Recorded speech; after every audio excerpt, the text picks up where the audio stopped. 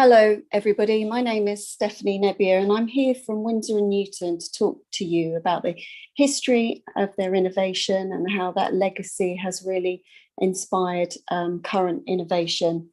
I am just going to tell you a little bit about their history and their background, where Winsor and Newton were a meeting of minds who came together to bring together art and science. You had William Winsor and Henry Newton. Newton was more the artist and Winsor more the scientist, and they wanted to create materials that were accessible to artists. They worked really closely with colourmen such as George Field, who was an outstanding colour maker. He sourced and examined every potential and possibility of making a pigment. You can see in this slide here a beautiful example of some of his notebooks where he recorded absolutely every single one of his findings, and not just his successes, but also to pass on his learnings, also his failures.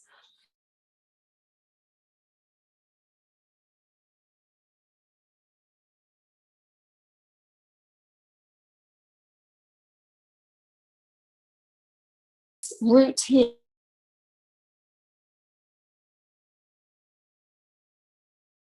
development of beautiful pigment tint of this actual root.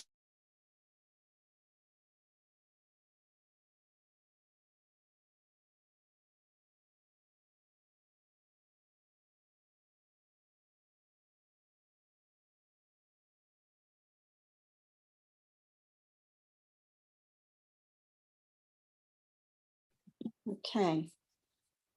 So from looking Stephanie, yes. Sorry, you should go a little bit step back because your connection failed for 1 minute. So maybe you have to restart giving some informations. Please go. Okay. Thank you. I just wanted to show you an example here of the rose madder root, which makes this extraordinarily beautiful colour. What was particular about George Field was his formulation of these colours. We can find NR9 pigment in many instances, but not quite to the same beauty and clarity that you have in this particular colour. And we can see that colours have been sourced from all sorts of different origins. This here is Indian yellow, which comes from the urine of cows fed on mango leaves, a kind of foie gras of colour, if you like. So the issue with many of these carbon-based pigments is their light fastness. And this is something that Winsor and Newton, when they first started to develop colour, working with George Field, was to test the light fastness. George Field did his own 14 days sunlight testing, and this was something that Winsor and Newton employed from the very beginning of their own colour making. Their most major initial development was recognising the arrival of glycerin on the food market, and it was in this exploration of looking at how to improve and develop colour, they introduced glycerin to create what we now know as moist watercolour. And the glycerin was an improvement on previous experiments where they had been looking at honey. And there are many issues with honey. It's that it's not so stable because it's actually a very complex mixture and it has a wide variety of compounds. So the introduction of glycerin with the gum arabic that they were using meant that they were able to create a very beautiful moist watercolor, which we can see here instantly. You've got a soft formulation of color and has remained pretty much unchanged. I just want to reveal to you the beauty of this wonderful color that was first formulated by George Field, because you can see just how beautiful and delicate and pure it is as a color. And the extent of their innovation didn't just stop at colour. It was also very much to do with the development of every aspect of making paint accessible. So if we look at early examples of tubes, which were the little pouches, these ideas were then developed into syringes, and then eventually they worked on developing a patent with Rand in order to have the collapsible tube as we know it today. That innovation continued. They created Chinese white as we know it, the collapsible screw cap, and of course, this continued with their permanence testing and examples of it revealing and making accessible to their audiences the light fastness, the permanence, and actually publishing all of these insights for artists so they had a better understanding in the materiality of their work. And in this, they worked closely with artists like Turner, probably one of our most famous watercolorists of that time, along with many others like Girton and Cotman. He worked very closely, he was a personal friend of William Windsor, and there was a conversation, a famous conversation where William Windsor said that he was concerned about the permanence of some of the paintings that Turner was creating because of the paints and the pigments that he was using. And his response was, "I don't see that as my problem, I see that as yours," which shows how important this conversation and this dialogue with artists was at that time, and is very much a legacy of the conversations that are being had today. They worked with other sciences through history. So later in 1931, they worked with the scientist William Ostwald, who on his retirement at the grand age of 53, immersed himself in colour, harmony, space and science, writing beautiful volumes of a colour harmony theory, which was adopted partially by some artists. It was taught to an extent in the Bauhaus, and it was Scott Taylor, the Director of Innovation and Development in the lab at Winsor Newton at the time, who translated Ostwald's colour science and then published it. And so this was an ongoing commitment, not just with the artists, but also with the scientists, in constantly seeking innovation and new ways of working. So when we look at watercolour, it's essentially the pigment and the gum arabic, and then the glycerin for the moistness that we recognise and see in tubes of colour today. And we know that pigment can come from many different sources, having seen the example with the madder root and indeed with the Indian yellow. And we know that with many carbon-based pigments, they're not so light fast. And we also know that force-feeding cows on mango leaves was not a particularly nice practice to employ. So looking at how pigment can be developed and involved is a very important part of colour making as we know it today. This is a photograph taken from the archive at Winsor & Newton that shows you the broad research that was carried out at that time in order to create beautiful colours like the rose madder I have here, and also recreating the Indian yellow. So this is a synthetic version of this very beautiful, brilliant colour. It's a wonderful asset to any palette. And you can see that the intensity that one would expect from the original pigment has been developed and evolved in a synthetic pigment that is more light fast. As well as being kinder to cows, it's actually a more light fast alternative. So the arrival of synthetic pigments has been a really welcome one in order to create stability and durability in an artist's palette. And in doing that, looking at what is important to an artist in their palette, if we look at some of the history of some of the colours that have been invaluable in their contribution, if we start with the organic pigments, we know that the cochineal beetle has made the most beautiful carmine, but again, is not light fast at all.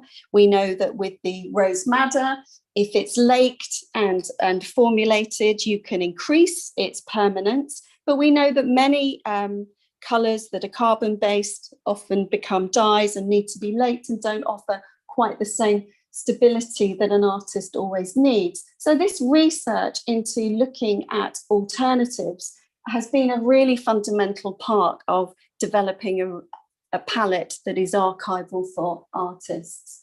And it's the same within organic pigments. We know that we have lapis lazuli was a very beautiful early arrival of ultramarine, but it was expensive. So it's not just about the permanence and the durability, but it's also about the cost.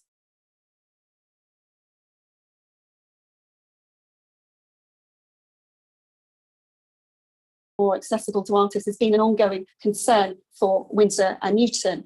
And we mustn't forget that many of the colours, some of them were indeed extremely toxic. And so thinking about the origins of very bright yellows like orpiment or cinnabars or vermilions. Vermilion was came from mercury. Orpiments and cinnabars are arsenic in their origin. So looking for these wonderful bright colours like the reds and the yellows and the beautiful blues like the ultramarines, there are many issues to do with cost and toxicity that really prompted the need for this investigation of colour. And now, cadmiums remain among the most popular reds and yellows in all contexts, not just watercolour. They are the most opaque and bright reds and yellows to be found.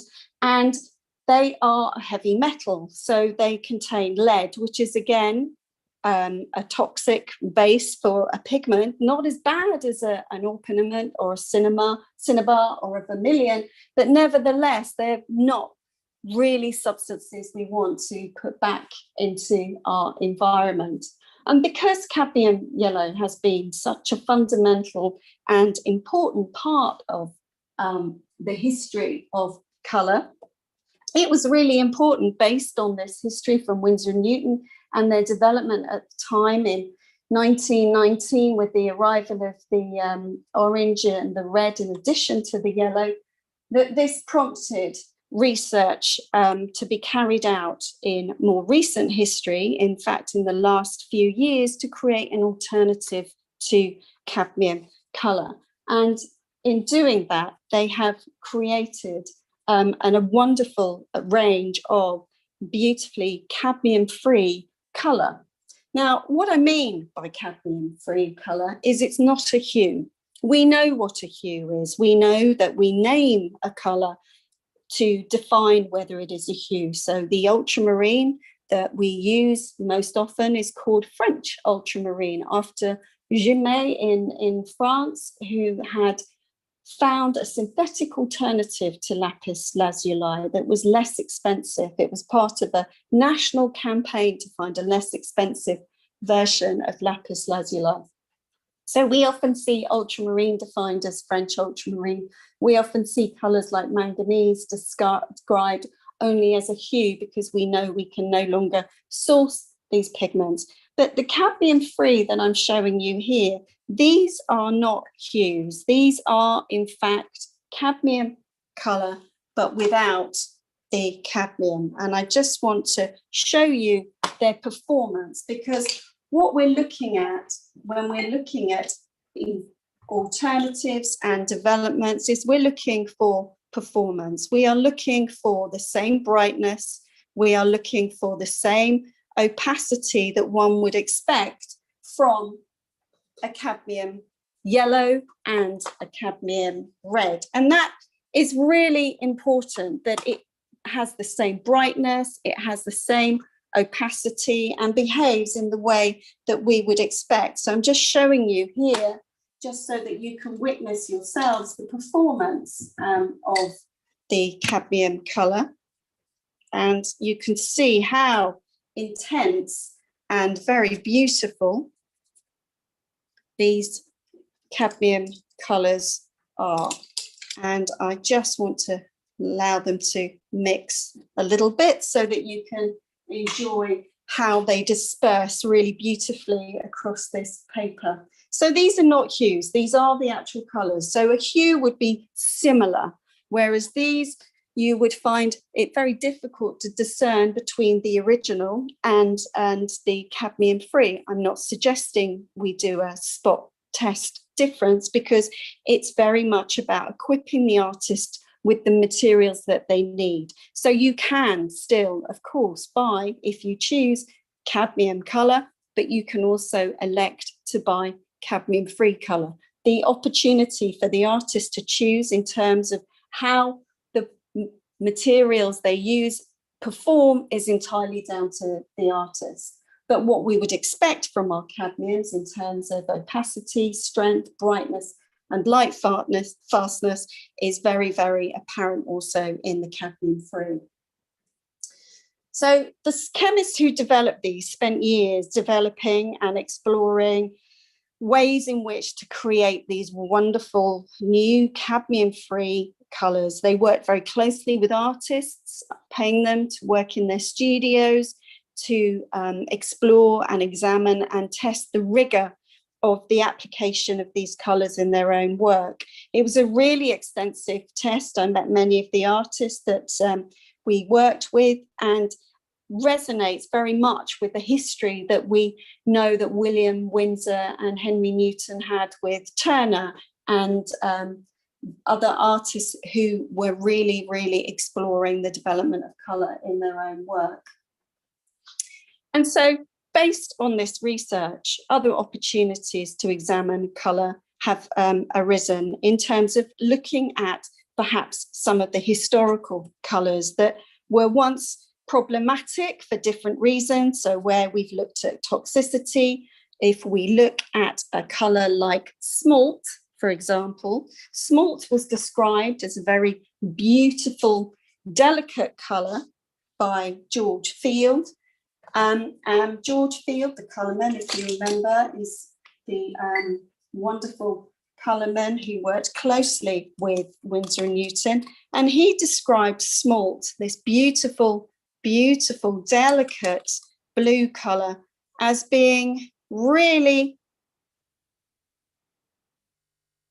stunning in its delicacy, in its hue, and in its ability to create the most wonderful, subtle tints when used with other colours. But he said it wasn't light fast. He also said it was very, very difficult to wash and develop. And more importantly, not being light fast, it's not really a colour that would be sustainable for artists to use. So it's very exciting to know that this quest for the development of colour is continuing and ongoing, because with it, it brings the arrival of exquisite colours like the smalt that have perhaps been lost, and there was no potential to use them in a contemporary context that was in any way feasible.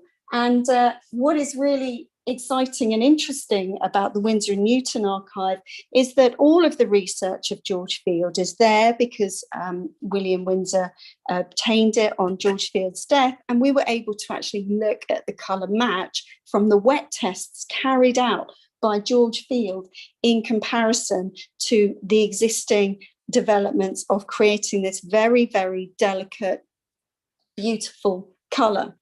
And at the same time, able to really celebrate the arrival and development of more modern colours.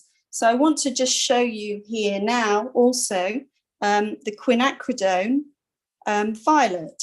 This is a beautiful colour in that it's a single pigment violet. You can see here it's got a wonderful tint when mixed with smalt. These are really delicate colours in terms of being able to offer a very, very light, bright tint over this paper, which is a Winsor & Newton paper, so offers just the sizing and dispersion that you want. I'll talk a little bit more about paper in a moment. So you have these wonderful historical contemporary colours offering an extension and expansion to the palette, and being a single pigment offers the opportunity to create a really wide range of mixing opportunities. And I want to draw attention to another transparent single pigment in the transparent orange, because it's a really unusual colour in that it is single pigment also, and it is an orange that is transparent. It's powerful when I'm just going to put it onto the wet surface here, and you can see how beautifully it disperses as it reveals its transparency. It's a really vibrant and intense orange, unlike many of its counterparts, which are either opaque or semi-opaque. The transparency that this orange offers presents a whole range of possibilities in layering and glazing and mixing. It's absolutely beautiful. And then, of course, again, going back to sort of more historical colours and developments, we have cobalt green deep. And I just want to show you this lovely deep bluish cobalt alongside the orange. So you can see also that they're starting to reveal their behavior and their particularities in terms of their granulation and their transparency. Now, obviously, all pigments, when we're working in watercolor, we expect to be transparent, but that doesn't mean to say that we don't expect a different kind of opacity and transparency with our color. And certainly when we're looking at transparency of information, Winsor and Newton have worked very hard to create a range of single pigments and mixed pigments so that you can look at and understand how you can employ these materials and colours in your own mixing and application of colour. So if we look at single pigments and their developments, we know that we have 79 single pigments in Winsor and Newton. But where we have combined pigments, it's important to recognise the history behind some of these combined pigments. So if we think about the arrival of an aqua green, where we have this wonderful turquoise green, which is again a single pigment for this extraordinary green, but we have to recognise that with colours like Hooker's green, it's important that we understand what the purpose and the intention was behind Hooker's green. Hooker's green was created as a really quick default by Hooker, who was perhaps to date still the illustrator of the largest volume of botanical studies. And he made this wonderful green from Gamboge and Prussian blue, careful formulation in order to balance the balance between the blue and the yellow, so that you always had this very strong vibrant green. So you've got two examples of green, one which is a unique single pigment, and then one that is combined, and recognizing that actually balancing to get that sharpness between the Prussian blue and the Gamboge when working in this context, this is a really quick and beautiful go-to. And the same to be said of colours like Payne's grey, where William Payne created a beautiful Payne's grey in order to create a softer tint and tone. Now, we use black sometimes, some of us, to tone down a colour, but it isn't necessarily the right shift that you're looking for. Sometimes the shift with a black is too great. And so having a colour like Payne's grey, which is a careful mix of colours, gives you a softer shift in your colour when you're adding it to other colours. And it's a very, very beautiful addition for that graduated tonal mixing that you might be seeking.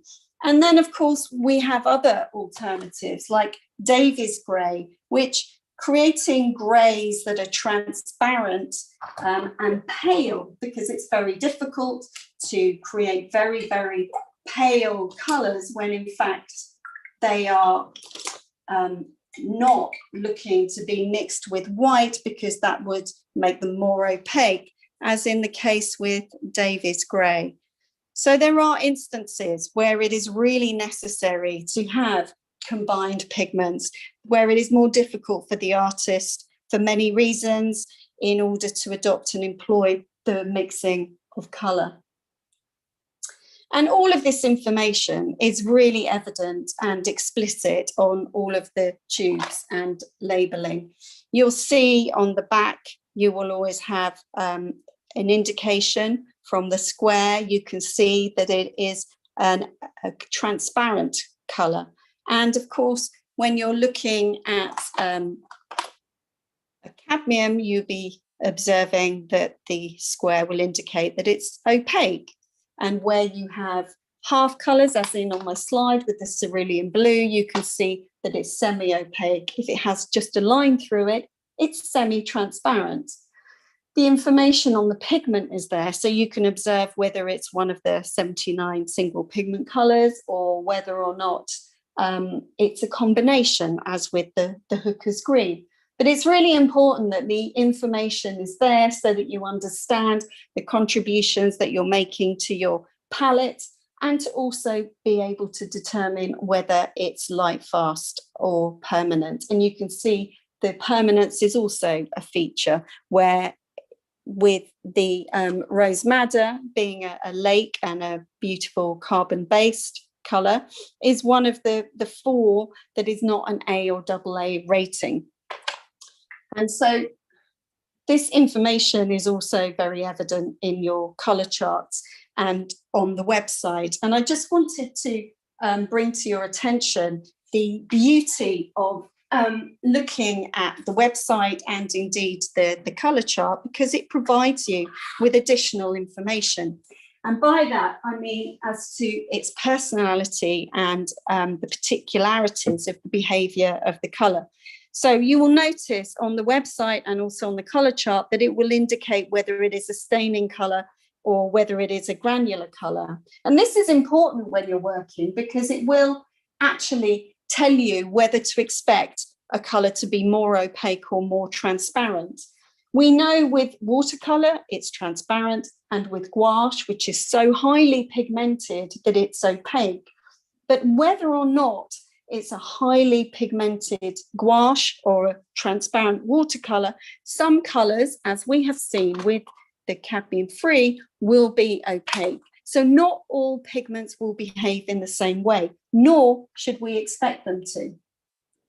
And we should also then recognise that when we're looking at how a pigment should behave, we are also looking to create as much parity and consistency as possible. So testing the pigments for their light fastness is important, regardless of what their existing rating is as a colour, and testing their micron size and how, when they are formulated, they disperse. So when we're combining our pigments with gum arabic, or with an oil, it would be a linseed, we are ensuring that the pigments are each individually coated to maximise their dispersion and also their durability.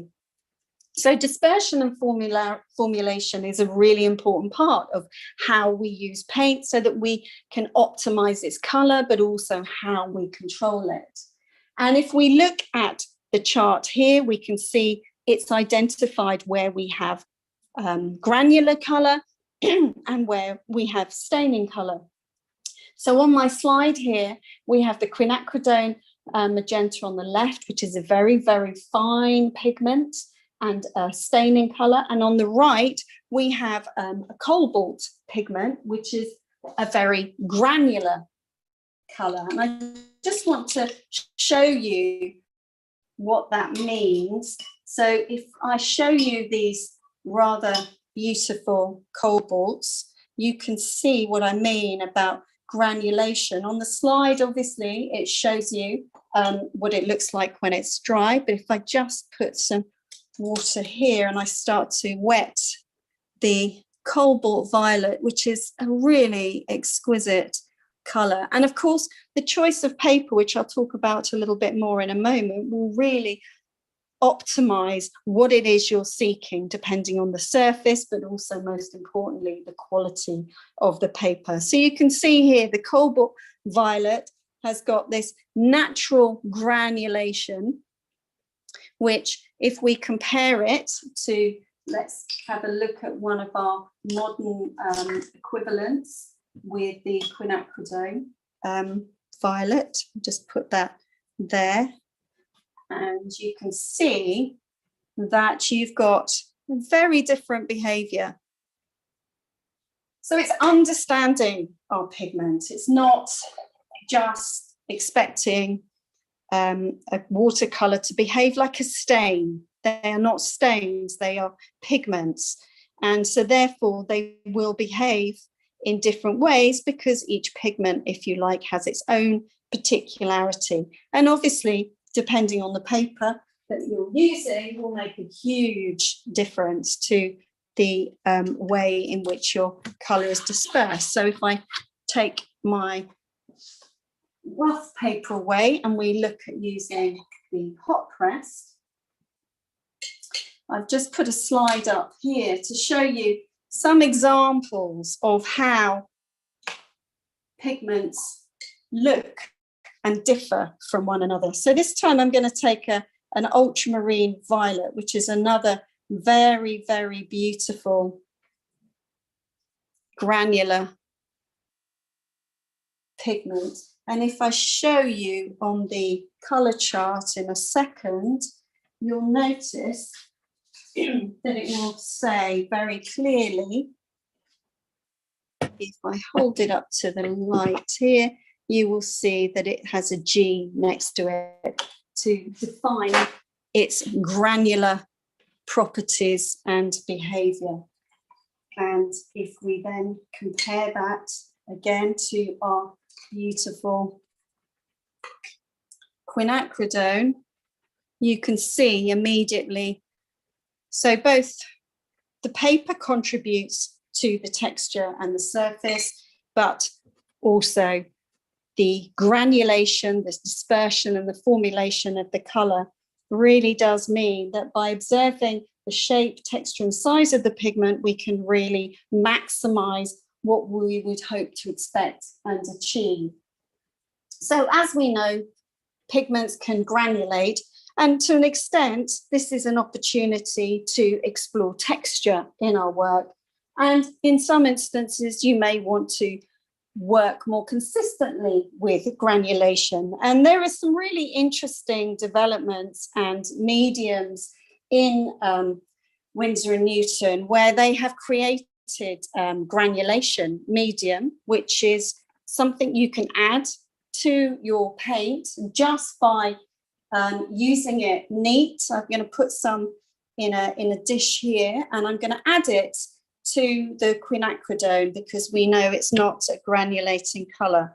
And you can see it will start to move and particulate around the surface. You can see some examples on my slide where I've done this with ultramarine. And of course, you can increase and enhance the existing granulation of colours. So you can add granulation medium to create more drama in your granulation with colours that are already granular, like ultramarine violet, or you can start to add that particulation in your quinacridone, which was not already present. So you can have some really exciting opportunities by adding mediums to your pigments.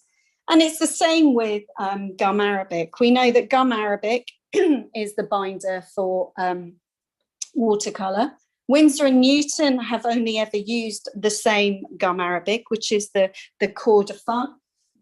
It's a very, very beautiful, clear, very high quality, best quality gum arabic. You can add just a few drops to your water to increase gloss and transparency, but you can also do what Turner did, which was to use it as a masking fluid. So here I have just added some gum arabic to my surface as a masking fluid. It offers a much softer, you can see here it's just resisting, it offers a much softer edge which I then released using a clean brush. I'm just going to make sure my brush is clean. You can just lift off the gum arabic from the water very easily. It's an immediately natural masking fluid. So you can use it to increase the gloss, the transparency, and the flow, control the flow of your paint. But you can also then use it to mask out areas that you can then later lift off. So it's a wonderful addition to your palette in terms of exploring and increasing the glossiness, but also the control and flow and dispersion of your pigment. And the same can be said with very historical mediums like oxgall. Oxgall's used extensively in painting and printmaking, and you only need a couple of drops in your water. So I've just put some in the water pot on the right and not in the left. And I just want to show you the difference between the behavior of your paint when you have a little bit of oxgall. So here is just plain water. I'm going to use a different brush for the oxgall. So if I just take my brush here with the oxgall, and I'm just going to add a little bit of colour for you to see, and I'm going to use the normal water to mix in with a little bit of Indian yellow. So you can just see how it's starting to spread there. And I'm going to take another brush now. I'm going to use this beautiful Series 7 brush, and you can see it's spreading more evenly.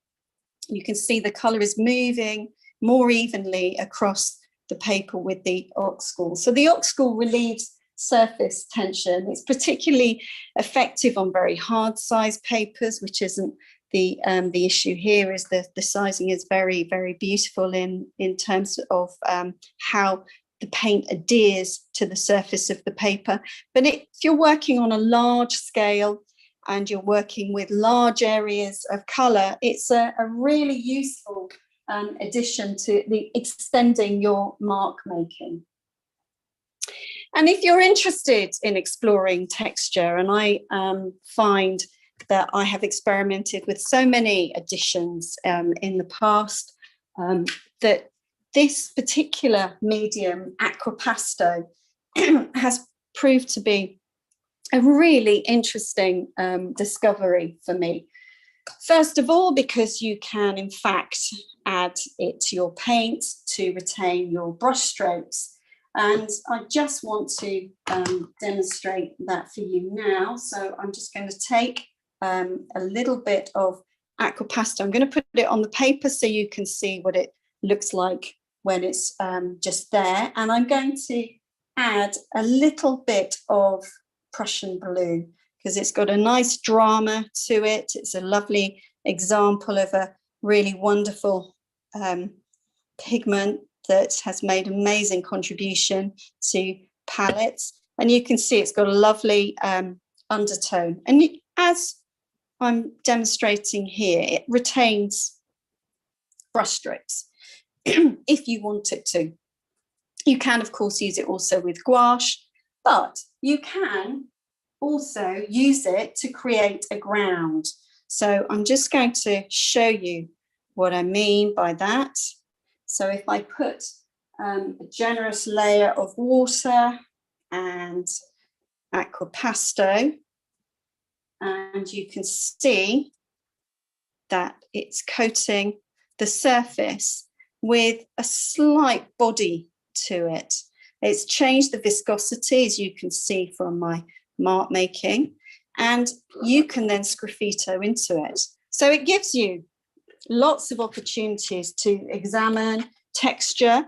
It means that you can retain your brush strokes, you can leave it to dry, and you can see how it has really retained the brush strokes on this particular sample, and also in this one, where you can see earlier I was applying individual brush strokes using this Cotman brush. So you've got extensive opportunities to create different kinds of textures of mark making by adding body to your paint that is archival. All of these mediums have been tested with the same rigor and application as the pigments that have been developed, whether it's existing historical pigments like the Hooker's green, or whether it's a modern day equivalent like the cadmium-free research. All of these have undergone the same rigor and archival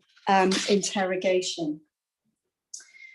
There are various opportunities to experiment with something more decorative with mica pigments. We have Winsor and Newton have formulated a beautiful iridescent medium which you can use in conjunction with your paint, but you can also add neat to create more decorative, beautiful elements. And it's using mica, it's not a glitter. Again, it's always looking at archival contributions to whatever it is you're applying and using with your paint.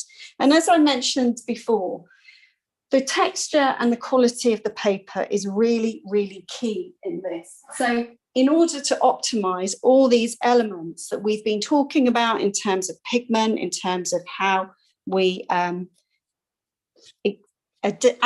and develop color, mediums, textures, all the formalities that we observe and explore in our work, the surface of the paper is really, really important in order to optimize the kind of marks, color, and textures you want to create. And in doing that, you recognize that different surfaces, as we saw with the cobalt violet, will all create very different textures that will enhance and maximize the colors and approaches in your work. So making sure that you're informed not only about the contribution your color will have when using either a hot pressed surface or a cold pressed or a rough surface. I'm using a green gold here, which has got a wonderful, wonderful vibrancy to it. And of course, you can see, being a fine pigment, that it really does alter depending on the surface of the paper.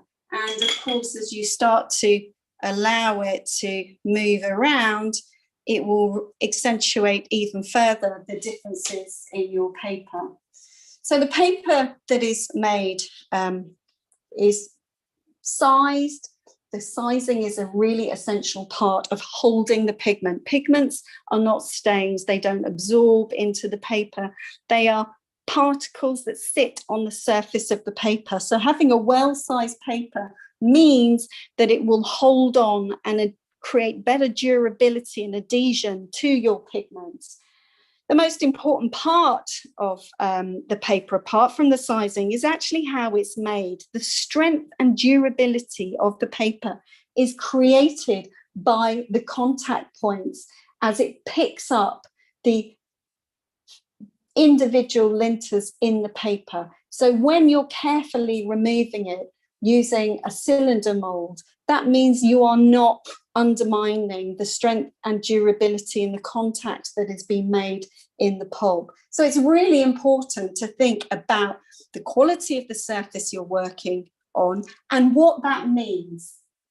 There are many paper types, and the raw ingredients are essentially cotton is considered the best ingredient, but also if you have cellulose wood pulp that has been neutralized, this has become increasingly an amazing addition in creating less expensive alternatives and surfaces.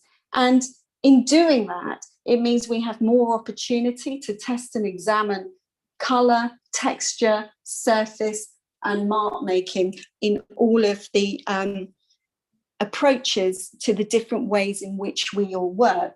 And this is as important as the actual paint that you're choosing. And it's important to recognise the archival responsibility within the paper is as important as it is within the materials and colour that you're using. And there's no universal standard of what archival means, but what we really are talking about when we refer to this is the fact that it's acid-free. It's not going to deteriorate. And being acid-free means that it has a neutral pH, where its value is 7 or higher, so that we know that the paper is going to last as long as the permanence of the pigments we're using.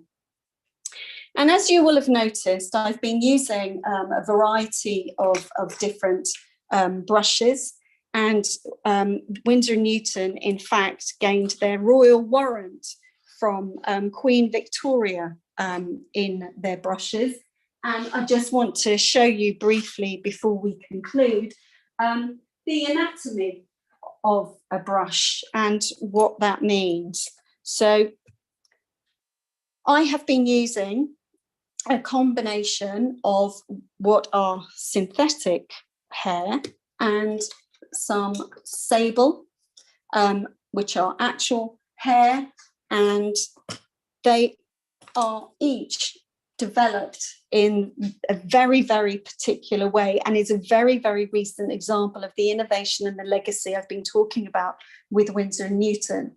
So the royal appointment of the brush came from Queen Victoria in 1841 because she was a keen watercolorist, and because Winsor Newton were renowned for their fine watercolor brushes, she asked them to make a Series 7 watercolor brush. Now, this is where the name Series 7 has come from, for this very, very fine, beautiful brush. It's in honour of Queen Victoria and the size 7 that she employed and loved most. So this is the actual size of the brush. It's a beautiful, beautiful shape. It has a wonderful belly to it.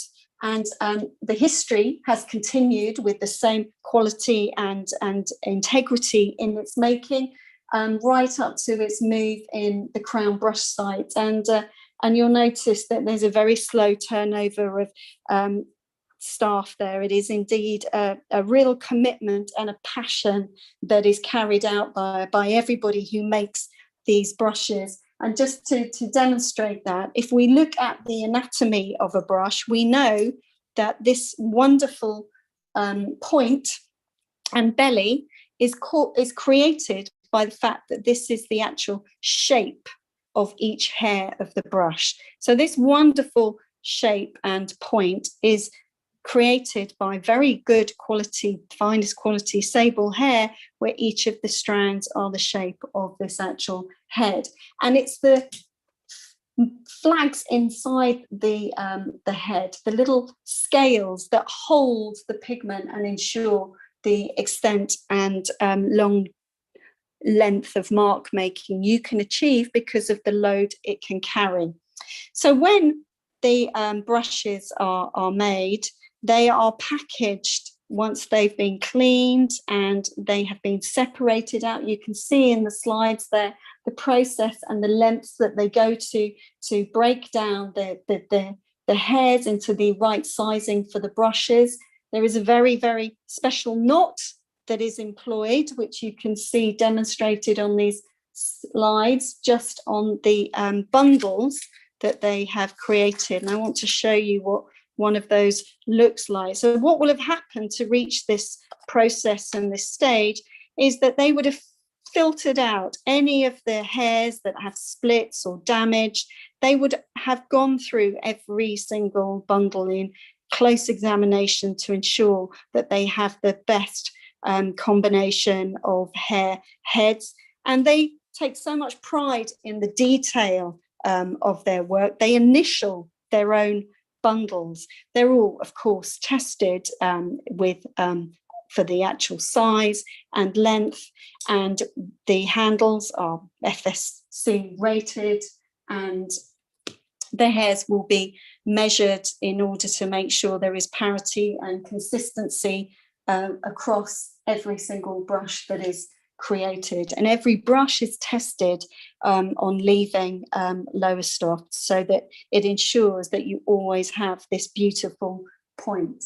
Now, what is really exciting in the most recent innovation is the fact that we now have a synthetic hair brush. We have very beautiful synthetic cotton brushes, but these are in fact synthetic hair brushes. So that means that in order, as you can see, to retain its shape and its body, the filaments in these hairs have been recreated like an actual hairbrush to behave in a very similar way in terms of its snap and its spring as you would expect from the natural hairbrush. And like with the cadmium-free research and development, it means that the choice, any nuances of difference, if you like, is down to the artist in terms of what is available to them in order to equip them with the tools that they need.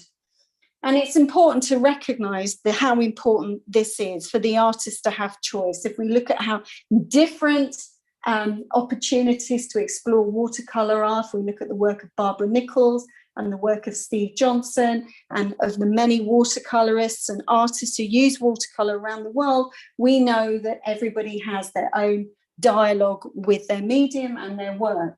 And we work extensively with artists as part of Winsor Newton's legacy, just as we did with Turner. And this is a piece from the Materials Research Network of Pigments, Pigment Timeline, many of which came from the archive of Winsor Newton at the Slade School of Art by Joe Volley. And so I hope this has given you an insight into the history and the legacy of Winsor Newton in terms of its innovation and what that means and how that is still very much in progress and practice today. Thank you very much for listening.